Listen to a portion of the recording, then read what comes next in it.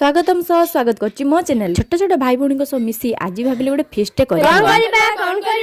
समय आसी 12 हेलानी भाबिलु चाटे कर दबु ए सस्ता फिस्ट पई तो आमु के किछि घरे देले नै सीधा सीधा मुहरे मना कर देले सेइठु आमे चलिलु चोरी करिया पई निज घरु म लिजा आनिला चा राजा आनिला चीनी पूजा आनिला पानी चंपी आनिला क्षीर बिसु आनिला लुण